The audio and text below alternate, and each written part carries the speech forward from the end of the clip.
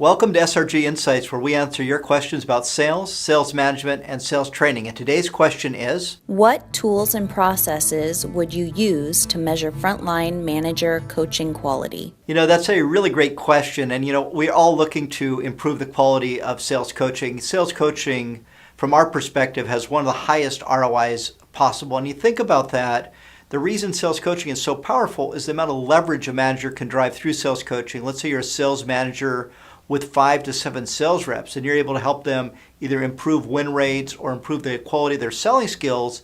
That's going to have a major impact on your overall organization. You're also really going to empower them to be able to solve their own problems and really take your organization forward and even build the next group of sales managers or sales leaders based on the quality of coaching you provide. So what I really like about this question is that when you think about quality, it really comes down to having managers who can use the right processes and then associated with those processes, the right tools. So I think from a definitional standpoint, I'd like to first kind of categorize coaching into 2 areas.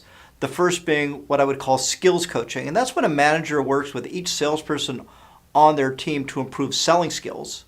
And then the second area is really one of opportunity coaching. And most sales managers have really good instincts in this area because it's about helping coaching on specific deals that are in the pipeline to either qualify or disqualify those deals, but ultimately to improve win rates.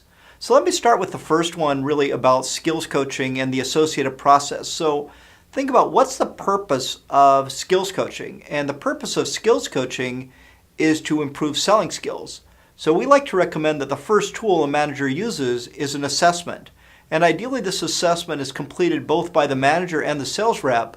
So if I use the SRG assessment from our sales coaching program as an example, we focus on 24 key behaviors with 3 behavior statements for each of 8 different selling skills. That could be prospecting, call planning, managing feedback, negotiation, gaining commitment. But these are all crucial selling skills for salespeople.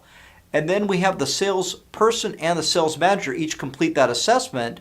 And then they collaborate and they put together a very focused coaching plan on 1 to 2 skill areas that they can improve on over the course of a calendar quarter. And then we go into a 5-step process. And that 5-step process begins with, as we just discussed, the creating of that coaching plan, then planning a coaching visit. So now you're going to go out with a salesperson on a call and you're going to observe them. You really need to plan for that call, understand the background, what's happened in the past, what's transpired. And then actually to go on the call and then observe the call. And I think this is where many managers run into difficulty is they'll start even though they're going there as a coaching call, they can't resist the temptation to sell. But if you're really looking for skills improvement, you have to actually look at the underlying skills. And then following that call, what you want to do is to debrief. And again, debriefing is really an art. You don't want to start by saying what they did wrong.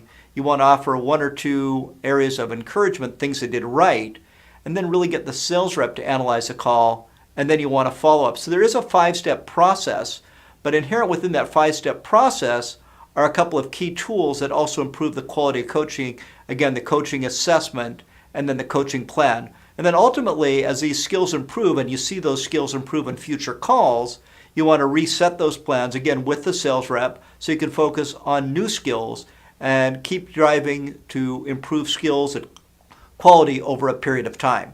So let me get to the second area, which is the opportunity coaching. And opportunity coaching is really when the sales manager meets with each salesperson and reviews the specific opportunities in their pipeline with the goal of helping them either better qualify or in some cases disqualify opportunities, but ultimately with the goal of developing a strategy for each opportunity to improve win rates so the likelihood of winning goes up. So that's the outcome you're looking for.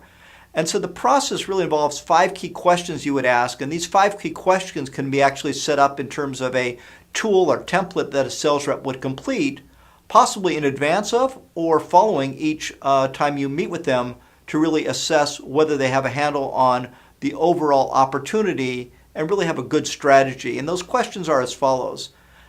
First, what is the customer's business need? And even though it's a pretty simple question, it's surprising how often the salesperson's response to that question is kind of fuzzy. So if they can't clearly articulate the business need, they really need to go back and ask more questions and really understand what is the problem the customer is trying to solve, or how are we going to put that customer in a better situation than they are now. The second question, which closely ties to the business need, is what is the unique value that we're bringing to the customer? So based on an understanding of their business need, we need to really set ourselves up in terms of how are we uniquely different and better positioned to win that opportunity. The third question really gets to who are the decision makers and what's our relationship with them. And all too often, we have great relationships maybe with one or two key influencers, but do we really understand the decision-making process, who's involved in that decision, and have a strategy to gain access? And again, I think that often leads to a mapping of the organization and really making sure that we're making contact with all of the right people who are the decision makers and influencers. The fourth question they should think about is who's the competition and how are they going to try and beat us? Because if you have a good understanding of the competitive landscape, you can then start to map out what are your competitive strengths and weaknesses and really develop some key win themes. And that leads to the final question, why will we win?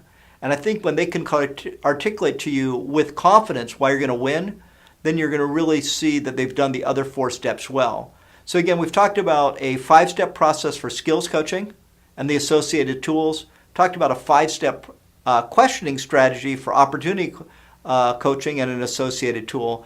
And my hope is that this helps answer your question about the use of tools and processes to really improve the quality and measure the quality of sales coaching by your managers. Thank you.